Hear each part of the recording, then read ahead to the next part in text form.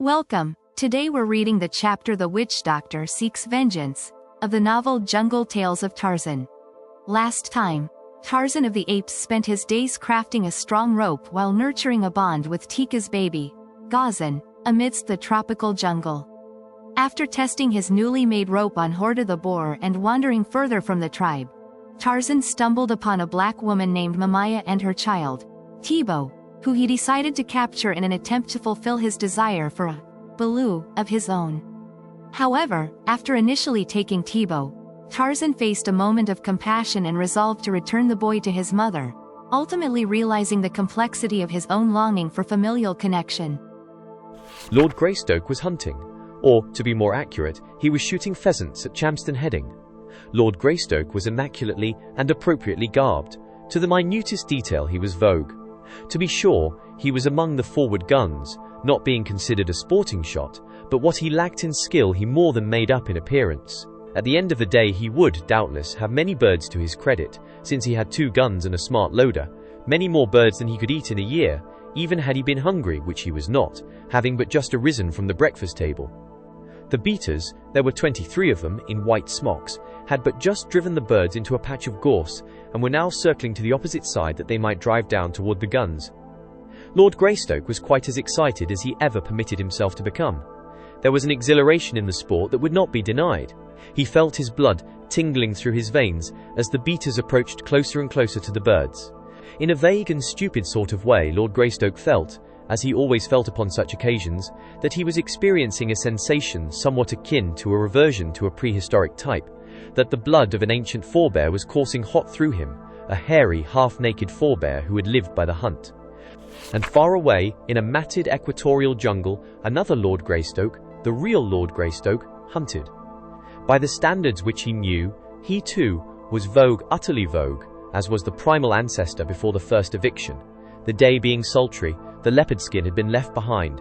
The real Lord Greystoke had not 2 guns, to be sure, nor even 1. Neither did he have a smart loader, but he possessed something infinitely more efficacious than guns or loaders, or even 23 beaters in white smocks. He possessed an appetite, an uncanny woodcraft, and muscles that were as steel springs. Later that day, in England, a Lord Greystoke ate bountifully of things he had not killed, and he drank other things which were uncorked to the accompaniment of much noise.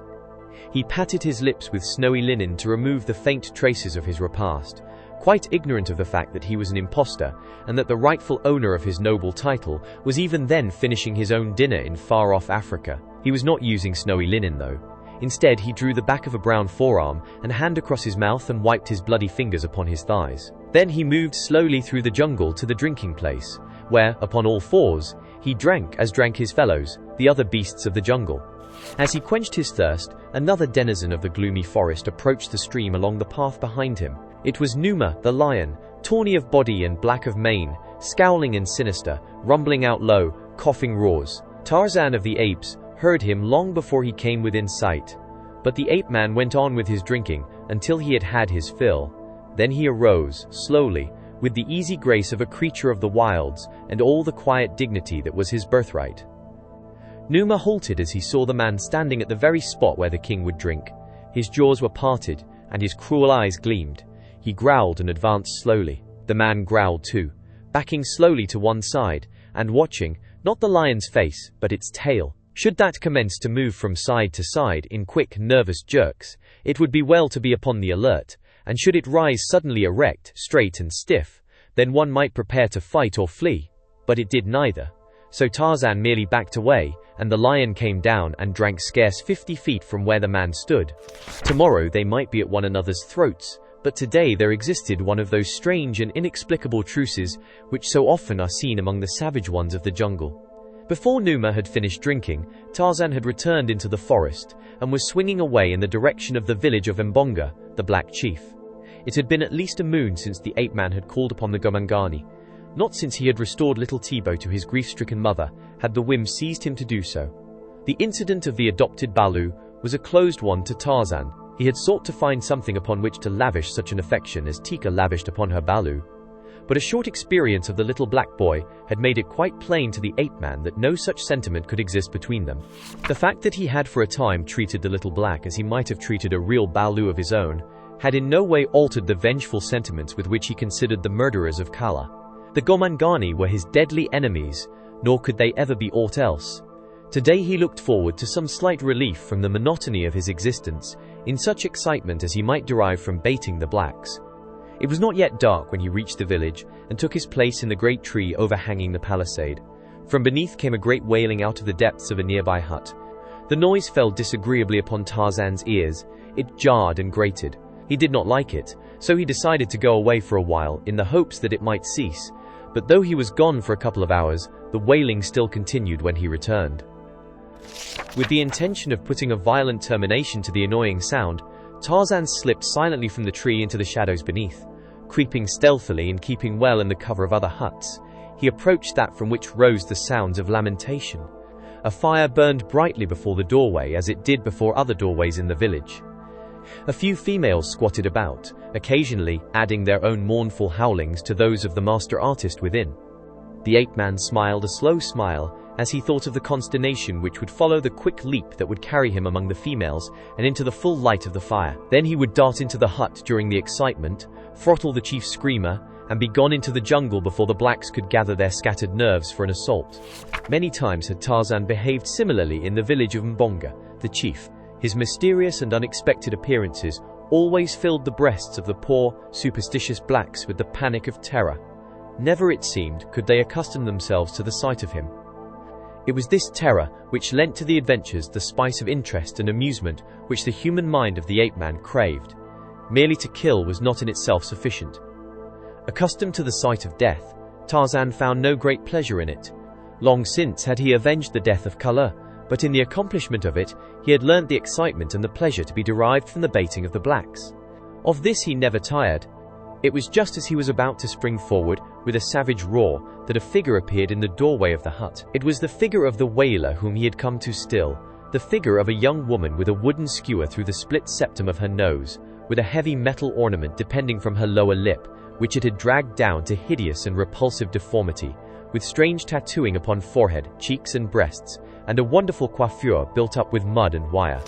A sudden flare of the fire threw the grotesque figure into high relief, and Tarzan recognized her as Momaya, the mother of Tibo. The fire also threw out a fitful flame which carried to the shadows where Tarzan lurked, picking out his light brown body from the surrounding darkness. Momaya saw him and knew him. With a cry, she leaped forward, and Tarzan came to meet her. The other women, turning, saw him too, but they did not come toward him. Instead they rose as one, shrieked as one, fled as one.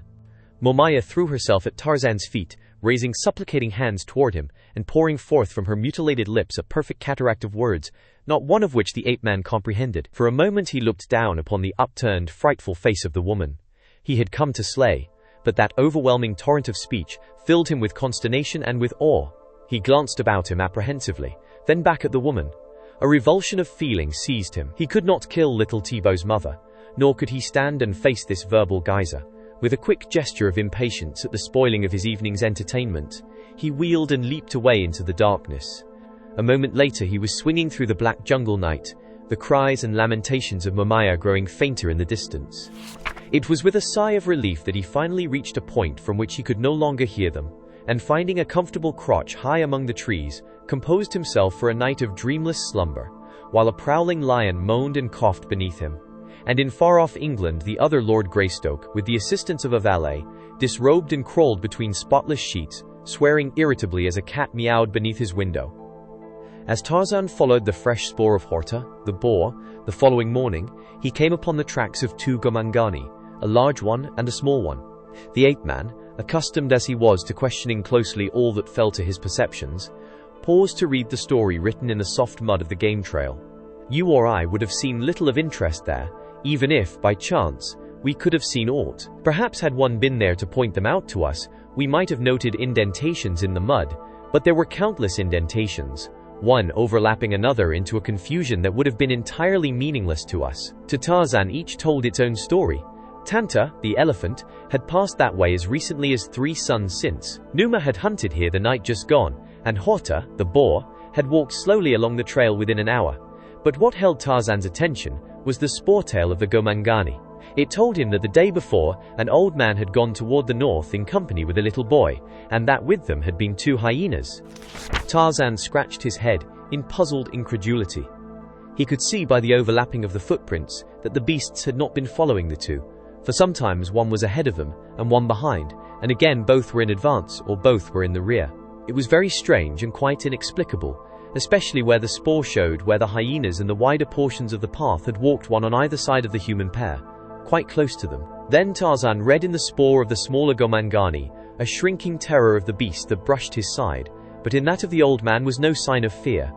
At first Tarzan had been solely occupied by the remarkable juxtaposition of the spoor of Dango and Gomangani, but now his keen eyes caught something in the spoor of the little Gomangani which brought him to a sudden stop. It was as though, finding a letter in the road, you suddenly had discovered in it the familiar handwriting of a friend. "Go be Yubalu!" exclaimed the ape-man, and at once memory flashed upon the screen of recollection the supplicating attitude of Momaya as she had hurled herself before him in the village of Mbonga the night before. Instantly all was explained. The wailing and lamentation, the pleading of the black mother, the sympathetic howling of the shes about the fire. Little Go Be Yubalu had been stolen again, and this time by another than Tarzan. Doubtless the mother had thought that he was again in the power of Tarzan of the apes, and she had been beseeching him to return her Balu to her. Yes, it was all quite plain now, but who could have stolen Go Be Yubalu this time? Tarzan wondered, and he wondered too about the presence of Dango. He would investigate. The spoor was a day old, and it ran toward the north. Tarzan set out to follow it. In places it was totally obliterated by the passage of many beasts, and where the way was rocky, even Tarzan of the apes was almost baffled.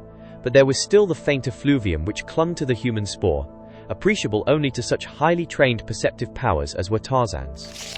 It had all happened to little Tibo, very suddenly and unexpectedly, within the brief span of 2 suns.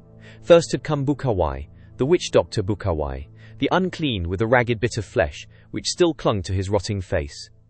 He had come alone and by day to the place at the river where Momaya went daily to wash her body, and that of Tibo, her little boy. He had stepped out from behind a great bush quite close to Momaya, frightening little Tibo so that he ran screaming to his mother's protecting arms. But Momaya, though startled, had wheeled to face the fearsome thing with all the savage ferocity of a she-tiger at bay. When she saw who it was, she breathed a sigh of partial relief, though she still clung tightly to Tibo. "I have come," said Bukawai without preliminary, "for the 3 fat goats, the new sleeping mat, and the bit of copper wire as long as a tall man's arm." "I have no goats for you," snapped Momaya, "nor a sleeping mat, nor any wire. Your medicine was never made. The white jungle god gave me back my Tibo. You had nothing to do with it." "But I did," mumbled Bukawai through his fleshless jaws. "It was I who commanded the white jungle god to give back your Tibo." Momaya laughed in his face. "Speaker of lies," she cried, "go back to your foul den and your hyenas. Go back and hide your stinking face in the belly of the mountain, lest the sun, seeing it, cover his face with a black cloud." "I have come," reiterated Bukawai, "for the 3 fat goats, the new sleeping mat, and the bit of copper wire the length of a tall man's arm, which you were to pay me for the return of your Tibo." "It was to be the length of a man's forearm," corrected Momaya. "But you shall have nothing, old thief. You would not make medicine until I had brought the payment in advance. And when I was returning to my village, the great white jungle god gave me back my Tibo, gave him to me out of the jaws of Numa. His medicine is true medicine. Yours is the weak medicine of an old man with a hole in his face." "I have come," repeated Bukawai patiently, "for the 3 fat..." But Momaya had not waited to hear more of what she already knew by heart. Clasping Tibo close to her side, she was hurrying away toward the palisaded village of Mbonga, the chief. And the next day, when Momaya was working in the plantain field with others of the women of the tribe, and little Tibo had been playing at the edge of the jungle, casting a small spear in anticipation of the distant day when he should be a full-fledged warrior, Bukawai had come again. Tibo had seen a squirrel scampering up the bole of a great tree. His childish mind had transformed it into the menacing figure of a hostile warrior. Little Tibo had raised his tiny spear, his heart filled with the savage bloodlust of his race, as he pictured the night's orgy when he should dance about the corpse of his human kill, as the women of his tribe prepared the meat for the feast to follow. But when he cast the spear, he missed both squirrel and tree, losing his missile far among the tangled undergrowth of the jungle. However, it could be but a few steps within the forbidden labyrinth. The women were all about in the field. There were warriors on guard within easy hail, and so little Tibo, boldly ventured into the dark place. Just behind the screen of creepers and matted foliage lurked 3 horrid figures: an old man, black as the pit, with a face half eaten away by leprosy, his sharp filed teeth, the teeth of a cannibal, showing yellow and repulsive through the great gaping hole where his mouth and nose had been. And beside him, equally hideous, stood 2 powerful hyenas carrion eaters consorting with carrion. Thibaut did not see them until, head down, he had forced his way through the thickly growing vines in search of his little spear, and then it was too late. As he looked up into the face of Bukawai, the old witch doctor seized him, muffling his screams with a palm across his mouth. Thibaut struggled futilely. A moment later he was being hustled away through the dark and terrible jungle, the frightful old man still muffling his screams, and the 2 hideous hyenas pacing now on either side, now before, now behind, always prowling, always growling, snapping, snarling, or worst of all, laughing hideously. To little Thibaut, who within his brief existence had passed through such experiences as are given to few to pass through in a lifetime, the northward journey was a nightmare of terror. He thought now of the time that he had been with the great white jungle god, and he prayed with all his little soul that he might be back again with the white-skinned giant who consorted with the hairy tree men. Terror-stricken he had been then, but his surroundings had been nothing by comparison with those which he now endured. The old man seldom addressed Thibaut, though he kept up an almost continuous mumbling throughout the long day. Thibaut caught repeated references to fat goats, sleeping mats, and pieces of copper wire. 10 fat goats, 10 fat goats, the old Negro would croon over and over again. By this little Thibaut guessed that the price of his ransom had risen. 10 fat goats. Where would his mother get 10 fat goats, or thin ones either for that matter, to buy back just a poor little boy? Mbonga would never let her have them, and Thibaut knew that his father never had owned more than 3 goats at the same time in all his life. 10 fat goats, Thibaut sniffled. The putrid old man would kill him and eat him, for the goats would never be forthcoming. Bukawai would throw his bones to the hyenas. The little black boy shuddered, and became so weak that he almost fell in his tracks.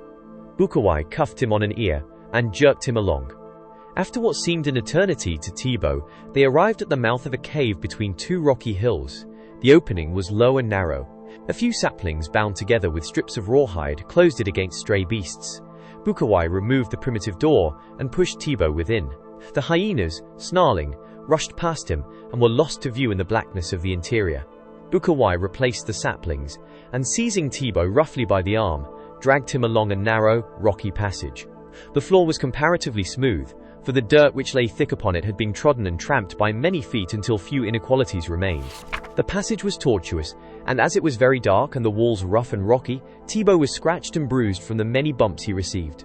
Bukawai walked as rapidly through the winding gallery as one would traverse a familiar lane by daylight. He knew every twist and turn as a mother knows the face of her child, and he seemed to be in a hurry. He jerked poor little Thibaut possibly a trifle more ruthlessly than necessary, even at the pace Bukawai set. But the old witch doctor, an outcast from the society of man, diseased, shunned, hated, feared, was far from possessing an angelic temper. Nature had given him few of the kindlier characteristics of man, and these few fate had eradicated entirely. Shrewd, cunning, cruel, vindictive was Bukawai, the witch doctor. Frightful tales were whispered of the cruel tortures he inflicted upon his victims. Children were frightened into obedience by the threat of his name. Often had Thibaut been thus frightened, and now he was reaping a grisly harvest of terror from the seeds his mother had innocently sown. The darkness, the presence of the dreaded witch doctor, the pain of the contusions, with a haunting premonition of the future, and the fear of the hyenas combined to almost paralyze the child. He stumbled and reeled until Bukawai was dragging rather than leading him. Presently Thibaut saw a faint lightness ahead of them, and a moment later they emerged into a roughly circular chamber to which a little daylight filtered through a rift in the rocky ceiling. The hyenas were there ahead of them, waiting. As Bukawai entered with Thibaut, the beasts slunk toward them, bearing yellow fangs. They were hungry. Toward Thibaut they came, and one snapped at his naked legs. Bukawai seized a stick from the floor of the chamber and struck a vicious blow at the beast, at the same time mumbling forth a volley of execrations. The hyena dodged and ran to the side of the chamber, where he stood growling. Bukawai took a step toward the creature, which bristled with rage at his approach. Fear and hatred shot from its evil eyes, but, fortunately for Bukawai, fear predominated. Seeing that he was unnoticed, the second beast made a short, quick rush for Thibaut. The child screamed and darted after the witch doctor, who now turned his attention to the second hyena. This one he reached with his heavy stick, striking it repeatedly and driving it to the wall. There the two carrion eaters commenced to circle the chamber, while the human carrion, their master, now in a perfect frenzy of demoniacal rage, ran to and fro in an effort to intercept them, striking out with his cudgel and lashing them with his tongue, calling down upon them the curses of whatever gods and demons he could summon to memory, and describing in lurid figures the ignominy of their ancestors. Several times one or the other of the beasts would turn to make a stand against the witch doctor, and then Thibaut would hold his breath in agonized terror, for never in his brief life had he seen such frightful hatred depicted upon the countenance of man or beast. But always fear overcame the rage of the savage creatures, so that they resumed their flight, snarling and bare-fanged, just at the moment that Thibaut was certain they would spring at Bukawai's throat. At last the witch doctor tired of the futile chase. With a snarl quite as bestial as those of the beasts, he turned toward Thibaut. "I go to collect the 10 fat goats, the new sleeping mat, and the 2 pieces of copper wire that your mother will pay for the medicine I shall make to bring you back to her," he said. "You will stay here. There," and he pointed toward the passage, which they had followed to the chamber. "I will leave the hyenas. If you try to escape, they will eat you." He cast aside the stick and called to the beasts. They came, snarling and slinking, their tails between their legs. Bukawai led them to the passage and drove them into it. Then he dragged a rude lattice into place before the opening, after he himself had left the chamber. "This will keep them from you," he said. "If I do not get the 10 fat goats and the other things, they shall at least have a few bones after I am through." And he left the boy to think over the meaning of his all too suggestive words. When he was gone, Thibaut threw himself upon the earth floor and broke into childish sobs of terror and loneliness. He knew that his mother had no 10 fat goats to give, and that when Bukawai returned, little Thibaut would be killed and eaten. How long he lay there he did not know, but presently he was aroused by the growling of the hyenas. They had returned through the passage and were glaring at him from beyond the lattice. He could see their yellow eyes blazing through the darkness. They reared up and clawed at the barrier. Thibaut shivered and withdrew to the opposite side of the chamber. He saw the lattice sag and sway to the attacks of the beasts. Momentarily he expected that it would fall inward, letting the creatures upon him. Wearily the horror-ridden hours dragged their slow way. Night came, and for a time Thibaut slept, but it seemed that the hungry beasts never slept. Always they stood just beyond the lattice, growling their hideous growls, or laughing their hideous laughs. Through the narrow rift in the rocky roof above him, Thibaut could see a few stars, and once the moon crossed. At last daylight came again. Thibaut was very hungry and thirsty, for he had not eaten since the morning before, and only once upon the long march had he been permitted to drink. But even hunger and thirst were almost forgotten in the terror of his position. It was after daylight that the child discovered a second opening in the walls of the subterranean chamber, almost opposite that at which the hyenas still stood glaring hungrily at him. It was only a narrow slit in the rocky wall. It might lead in but a few feet, or it might lead to freedom. Thibaut approached it and looked within. He could see nothing. He extended his arm into the blackness, but he dared not venture farther. Bukawai never would have left open a way of escape, Thibaut reasoned, so this passage must lead either nowhere or to some still more hideous danger. To the boy's fear of the actual dangers which menaced him, Bukawai and the 2 hyenas, his superstition added countless others quite too horrible even to name. For in the lives of the blacks, through the shadows of the jungle day and the black horrors of the jungle night, flit strange fantastic shapes, peopling the already hideously peopled forests with menacing figures, as though the lion and the leopard, the snake and the hyena, and the countless poisonous insects were not quite sufficient to strike terror to the hearts of the poor, simple creatures whose lot is cast in earth's most fearsome spot. And so it was that little Thibaut cringed, not only from real menaces, but from imaginary ones. He was afraid even to venture upon a road that might lead to escape, lest Bukawai had set to watch it some frightful demon of the jungle. But the real menaces suddenly drove the imaginary ones from the boy's mind, for with the coming of daylight, the half-famished hyenas renewed their efforts to break down the frail barrier which kept them from their prey. Rearing upon their hind feet, they clawed and struck at the lattice. With wide eyes, Thibaut saw it sag and rock. Not for long, he knew, could it withstand the assaults of these 2 powerful and determined brutes. Already one corner had been forced past the rocky protuberance of the entranceway which had held it in place. A shaggy forearm protruded into the chamber. Thibaut trembled as with ague, for he knew that the end was near. Backing against the farther wall, he stood flattened out as far from the beasts as he could get. He saw the lattice give still more. He saw a savage, snarling head forced past it, and grinning jaws snapping and gaping toward him. In another instant, the pitiful fabric would fall inward, and the two would be upon him, rending his flesh from his bones, gnawing the bones themselves, fighting for possession of his entrails. Times Bukawai came upon Momaya outside the palisade of Mbonga, the chief. At sight of him, the woman drew back in revulsion, then she flew at him tooth and nail. But Bukawai, threatening her with a spear, held her at a safe distance. "Where is my baby?" she cried. "Where is my little Tibo?" Bukawai opened his eyes in well-simulated amazement. "Your baby!" he exclaimed. "What should I know of him?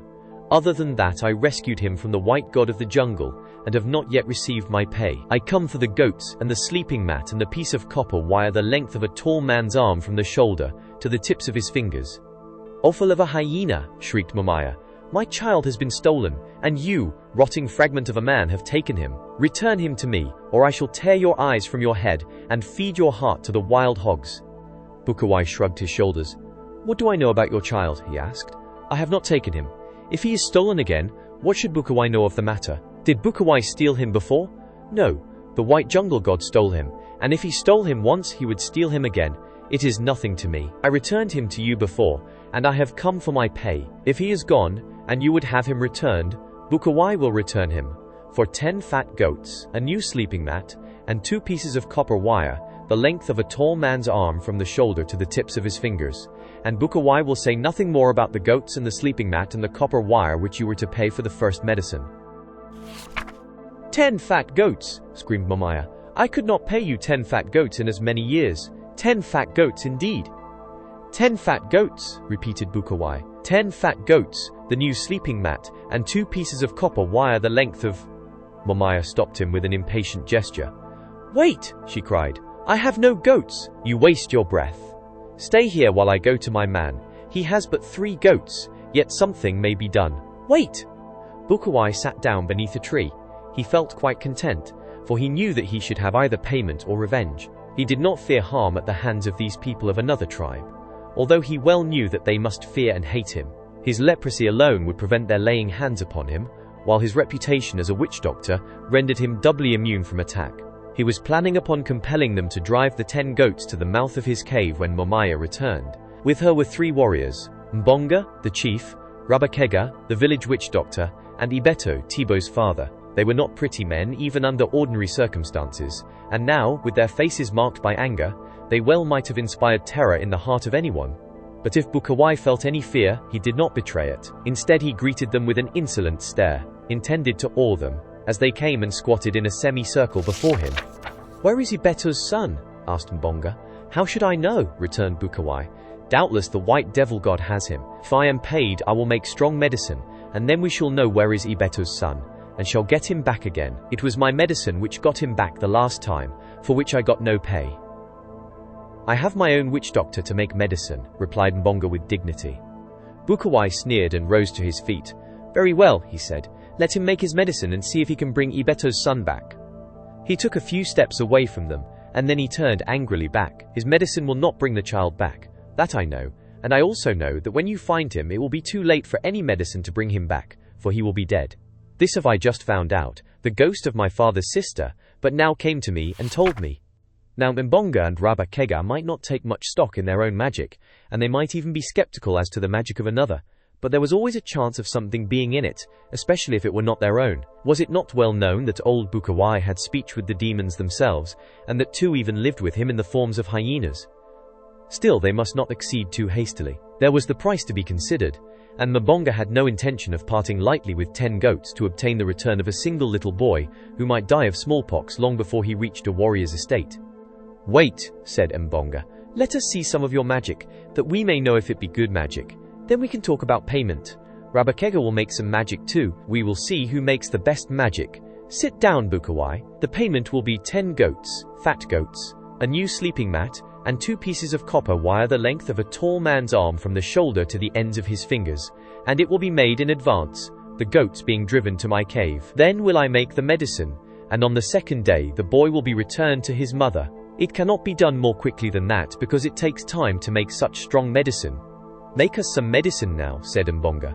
"Let us see what sort of medicine you make." "Bring me fire," replied Bukawai, "and I will make you a little magic." Momaya was dispatched for the fire, and while she was away, Mbonga dickered with Bukawai about the price. 10 goats, he said, was a high price for an able-bodied warrior. He also called Bukawai's attention to the fact that he, Mbonga, was very poor, that his people were very poor, and that 10 goats were at least 8 too many, to say nothing of a new sleeping mat and the copper wire. But Bukawai was adamant. His medicine was very expensive, and he would have to give at least 5 goats to the gods who helped him make it. They were still arguing when Momaya returned with the fire. Bukawai placed a little on the ground before him, took a pinch of powder from a pouch at his side, and sprinkled it on the embers. A cloud of smoke rose with a puff. Bukawai closed his eyes and rocked back and forth. Then he made a few passes in the air and pretended to swoon. Mbonga and the others were much impressed. Rabakega grew nervous. He saw his reputation waning. There was some fire left in the vessel which Momaya had brought. He seized the vessel, dropped a handful of dry leaves into it while no one was watching, and then uttered a frightful scream which drew the attention of Bukawai's audience to him. It also brought Bukawai quite miraculously out of his swoon, but when the old witch doctor saw the reason for the disturbance, he quickly relapsed into unconsciousness before anyone discovered his faux pas. Rabakega, seeing that he had the attention of Mbonga, Ibeto, and Momaya, blew suddenly into the vessel, with the result that the leaves commenced to smolder and smoke issued from the mouth of the receptacle. Rabakega was careful to hold it so that none might see the dry leaves. Their eyes opened wide at this remarkable demonstration of the village witch doctor's powers. The latter, greatly elated, let himself out. He shouted, jumped up and down, and made frightful grimaces. Then he put his face close over the mouth of the vessel and appeared to be communing with the spirits within. It was while he was thus engaged that Bukawai came out of his trance, his curiosity finally having gotten the better of him. No one was paying him the slightest attention. He blinked his one eye angrily. Then he, too, let out a loud roar, and when he was sure that Mbonga had turned toward him, he stiffened rigidly and made spasmodic movements with his arms and legs. "I see him," he cried. "He is far away. The white devil god did not get him. He is alone and in great danger. But," he added, "if the 10 fat goats and the other things are paid to me quickly, there is yet time to save him." Rabakega had paused to listen. Mbonga looked toward him. The chief was in a quandary. He did not know which medicine was the better. "What does your magic tell you?" he asked of Rabakega. "I too see him," screamed Rabakega, "but he is not where Bukawai says he is. He is dead at the bottom of the river." At this, Momaya commenced to howl loudly. Tarzan had followed the spoor of the old man, the 2 hyenas, and the little black boy to the mouth of the cave in the rocky canon between the 2 hills. Here he paused a moment before the sapling barrier which Bukawai had set up, listening to the snarls and growls which came faintly from the far recesses of the cavern. Presently, mingled with the beastly cries, there came faintly to the keen ears of the ape-man the agonized moan of a child. No longer did Tarzan hesitate. Hurling the door aside, he sprang into the dark opening. Narrow and black was the corridor, but long use of his eyes and the Stygian blackness of the jungle nights had given to the ape-man something of the nocturnal visionary powers of the wild things with which he had consorted since babyhood.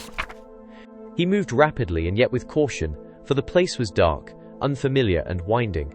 As he advanced, he heard more and more loudly the savage snarls of the 2 hyenas, mingled with the scraping and scratching of their paws upon wood. The moans of a child grew in volume, and Tarzan recognized in them the voice of the little black boy he once had sought to adopt as his Baloo. There was no hysteria in the ape-man's advance. Too accustomed was he to the passing of life in the jungle to be greatly wrought, even by the death of one whom he knew. But the lust for battle spurred him on. He was only a wild beast at heart, and his wild beast's heart beat high in anticipation of conflict. In the rocky chamber of the hill's center, little Thibaut crouched low against the wall as far from the hunger-crazed beasts as he could drag himself. He saw the lattice giving to the frantic clawing of the hyenas. He knew that in a few minutes his little life would flicker out horribly beneath the rending yellow fangs of these loathsome creatures. Beneath the buffetings of the powerful bodies, the lattice sagged inward until, with a crash, it gave way, letting the carnivora in upon the boy. Thibaut cast one affrighted glance toward them, then closed his eyes and buried his face in his arms, sobbing piteously. For a moment the hyenas paused, caution and cowardice holding them from their prey. They stood thus glaring at the lad, then slowly, stealthily, crouching, they crept toward him. It was thus that Tarzan came upon them, bursting into the chamber swiftly and silently, but not so silently that the keen-eared beasts did not note his coming. With angry growls they turned from Thibaut upon the ape-man, as, with a smile upon his lips, he ran toward them. For an instant, one of the animals stood its ground, but the ape-man did not deign even to draw his hunting knife against despised Dango. Rushing in upon the brute, he grasped it by the scruff of the neck, just as it attempted to dodge past him, and hurled it across the cavern after its fellow, which already was slinking into the corridor, bent upon escape. Then Tarzan picked Tibo from the floor, and when the child felt human hands upon him instead of the paws and fangs of the hyenas, he rolled his eyes upward in surprise and incredulity, and as they fell upon Tarzan, sobs of relief broke from the childish lips and his hands clutched at his deliverer as though the white devil god was not the most feared of jungle creatures. When Tarzan came to the cave mouth, the hyenas were nowhere in sight, and after permitting Tibo to quench his thirst in the spring which rose nearby, he lifted the boy to his shoulders and set off toward the jungle at a rapid trot, determined to still the annoying howlings of Momaya as quickly as possible, for he shrewdly had guessed that the absence of her balu was the cause of her lamentation. "He is not dead at the bottom of the river," cried Bukawai. "What does this fellow know about making magic? Who is he, anyway, that he dare say Bukawai's magic is not good magic? Bukawai sees Mamaya's son. He is far away and alone and in great danger. Hasten then with the 10 fat goats, But he got no further. There was a sudden interruption from above, from the branches of the very tree beneath which they squatted, and as the 5 blacks looked up, they almost swooned in fright as they saw the great white devil god looking down upon them. But before they could flee, they saw another face, that of the lost little Tibo, and his face was laughing and very happy. And then Tarzan dropped fearlessly among them, the boy still upon his back, and deposited him before his mother. Mamaya, Ibeto, Rabakega, and Mbonga were all crowding around the lad, trying to question him at the same time. Suddenly Mamaya turned ferociously to fall upon Bukawai, for the boy had told her all that he had suffered at the hands of the cruel old man. But Bukawai was no longer there. He had required no recourse to black art to assure him that the vicinity of Mamaya would be no healthful place for him after Tibo had told his story. And now he was running through the jungle as fast as his old legs would carry him toward the distant lair where he knew no black would dare pursue him. Tarzan too had vanished, as he had a way of doing, to the mystification of the blacks. Then Mamaya's eyes lighted upon Rabakega. The village witch doctor saw something in those eyes of hers which boded no good to him, and backed away. "So my Tibo is dead at the bottom of the river, is he?" the woman shrieked. "And he's far away and alone and in great danger, is he? Magic!" The scorn which Momaya crowded into that single word would have done credit to a thespian of the first magnitude. "Magic indeed!" she screamed. "Momaya will show you some magic of her own." And with that she seized upon a broken limb and struck Rabakega across the head. With a howl of pain, the man turned and fled, Momaya pursuing him and beating him across the shoulders, through the gateway and up the length of the village street, to the intense amusement of the warriors, the women, and the children who were so fortunate as to witness the spectacle. For one and all feared Rabakego, and to fear is to hate. Thus it was that to his host of passive enemies, Tarzan of the Apes added that day 2 active foes, both of whom remained awake long into the night, planning means of revenge upon the white devil god who had brought them into ridicule and disrepute. But with their most malevolent schemings was mingled a vein of real fear and awe that would not down. Young Lord Greystoke did not know that they planned against him, nor, knowing, would have cared. He slept as well that night as he did on any other night, and though there was no roof above him, and no doors to lock against intruders, he slept much better than his noble relative in England, who had eaten altogether too much lobster and drank too much wine at dinner that night. Did you enjoy today's chapter of Jungle Tales of Tarzan? Why not subscribe and ring the bell?